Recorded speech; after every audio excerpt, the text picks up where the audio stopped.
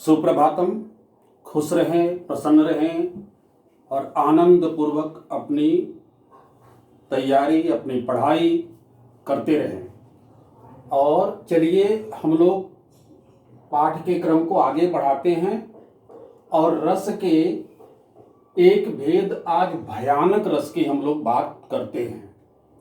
भयानक रस में क्या होता है कि भय की अधिकता में भयानक रस की निष्पत्ति होती है। जब बहुत अधिक भय हो जाता है वहीं पर भयानक रस की उत्पत्ति होती है। एक इसकी दूसरी भी परिभाषा है कि डर उत्पन्न करने वाली परिस्थिति या व्यक्ति को देखने, सुनने या कल्पना करने से मन में जो डर का भाव छा जाता है उसे भयानक रस कहते हैं। मतलब ऐसी कोई परिस्थिति आ जाए, ऐसा कोई व्यक्ति आ जाए जिसको देखने के बाद, उसकी बात सुनने के बाद या कल्पना में कोई बात आ जाए जिसके कारण डर का भाव अगर छा जाता है तो वहीं पर भयानक, उसी को हम लोग भयानक रस कहते हैं। उदाहरण लीजिए, सारी बात क्लियर हो जाएगी, स्पष्ट हो जाएगी। उदाहरण में क्या है? भय भुवन घोर कठोर रव रविवाज तज मार्ग चले, चिक्कर ही दिग्गज डोल महि अहिकोल कूरम कलमले। ये बात उस समय की है जब भगवान श्री राम ने स्वयंवर स्थल में रखी हुई शिव धनुष अर्थात पिनाक को तोड़ा। जैसे ही पिनाक टूटी, यानी कोदंडधारी राम ने धनुष पिनाक को जब तोड़ा स्वयंवर स्थल में, तो इतनी घनघोर आवाज हुई, वज्र के समान आवाज हुई। और वो आवाज सारे मतलब तीनों लोकों को कंपित कर दी। क्या लिखते हैं कवि? कहते हैं कि रवि सूर्य के घोड़े अपना रास्ता छोड़ करके भागने लगे।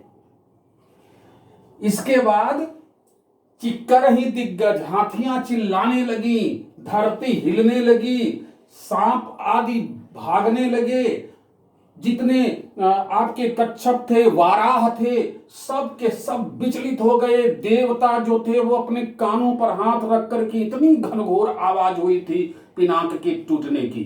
भयाक्रांत हो गया, चारों तरफ भय का ऐसी अफरी तफरा मचा कि सारा लोग भयाकुल हो गए। तब तक वह भय कायम रहा जब तक यह पता नहीं चला कि भगवान श्री राम ने शिव धनुष को तोड़ दिया। इस सूचना के बाद लोगों के जान में जान आई, लेकिन उस आवाज को सुनने के बाद सारे लोग भयाक्रांत हो गए। इसलिए इसमें भयानक रस की निष्पत्ति हो रही है। आइए इसके उदाहरण में इसकी देखें हम क्या क्या है कि इसमें आलंबन क्या है। भय पैदा करने वाले सांप, सिंह, जो घोड़े, जो जिधर भाग रहा है वो उधर भाग रहा है, हाथियों की चिल्लाहट, जिसके कारण चारों तरफ भय का माहौल हो जाता है, वही आलंबन है। उद्दीपन क्या है? भय उत्पन्न करने की चेष्टाएं। कोई इधर भाग रहा, कोई उधर भाग रहा, ये जो चेष्टा हो रही है किसकी? सांपों की, सिंहों की, घोड़ों की, हाथियों की, ये उद्दीपन का काम कर रहा है। इसमें अनुभाव क्या है? स्वर भंग होना, कांपना, डर के मारे सब लोग कांपने लगे, मुंह से आवाज नहीं निकल पा रही है। इसका संचारी भाव क्या है? ग्लानि, शंका, क्या हो गया ऐसा, कौन सी प्रलय मचने वाली है, ये जो शंका मन में है वो संचारी भाव का काम कर रही है। आदमी आवेश में आ गया, एकदम बेचैन हो गया, परेशान हो गया, यह जानने के लिए कौन सी आफत आ गई।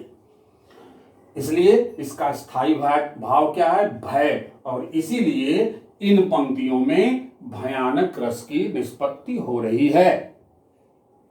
दूसरा उदाहरण भी देख लें कि एक ओर अजगरही लखी, एक ओर बनराय, अब बिकल बटोही बीच में पर्यो मूर्छा खाए। अब एक यात्री अपनी यात्रा पर जा रहा है, अचानक सामने क्या देखता है? शेर को, बनराय, सिंह को देखता है, भयभीत हो जाता है। पीछे मुड़ करके देखता है, तब तक उसको दिखाई देता है उधर एक भयानक अजगर चला आ रहा है। बीच में है वो यात्री, ऐसी स्थिति में इधर जाए तो मौत, उधर जाए तो मौत, ये जो मौत का भय है ऐसा उसके ऊपर चढ़ा कि वह मूर्छा खा करके गिर गया। अर्थात इसमें भयानक रस की निष्पत्ति हो रही है। वहां यात्री के लिए किस चीज का भय हो रहा है? मौत का। सिर फाड़ के खा जाएगा, अजगर निकल जाएगा, अब जाएं तो जाएं कहां। और ये जो तनाव जब चढ़ा भय का, तो वही मूर्छा खा करके गिर जाता है। अर्थात भयानक रस की निष्पत्ति हो रही है। एक और उदाहरण आप लीजिए, माखनलाल चतुर्वेदी की ये जो कविता है, आपने 9th में इसको पढ़ा होगा, कैदी और कोकिला। उसकी ये उसमें से निकली हुई ये पंक्तियां हैं। क्या कहते हैं कि मेरी काल कोठरी काली, टोपी काली, कमली काली, मेरी लौह श्रृंखला काली, तिस पर है गाली ऐ आली। कितनी भयानक स्थिति थी, कितनी भयानक यातनाएं दी जाती थी उस समय कैदियों को, स्वतंत्रता संग्राम सेनानियों को। इतना उनको कष्ट दिया जाता था, इतना उन पर अत्याचार किया जाता था कि जो उसमें फंसा हुआ है, जब वह दास्तान सुनाए तो सुनकर दूसरे भयाक्रांत हो जाएं। अर्थात अत्याचार की जो भयानकता है अंग्रेजी शासन की, वो इसमें नजर आ रही है। अर्थात इन पंक्तियों में भी भयानक रस की निष्पत्ति हो रही है। इसी प्रकार की काव्य पंक्तियां आएंगी जिसमें भय की अधिकता हो जाएगी, और उस भय के कारण क्या होगा? कांपना नजर आएगा, डरना नजर आएगा, बेहोश होना नजर आएगा। ये जो सारी स्थितियां जिन काव्य पंक्तियों में मिलेंगी, उन्हीं काव्य पंक्तियों में आप याद रखिएगा कि भयानक रस की निष्पत्ति होगी। उम्मीद है बात आप तक पहुंची होगी, और कोई भी परेशानी कभी भी हो तो उसके निदान के लिए, जैसा कि मैं हमेशा कहता हूं, मैं आपके हमेशा तत्पर हूं।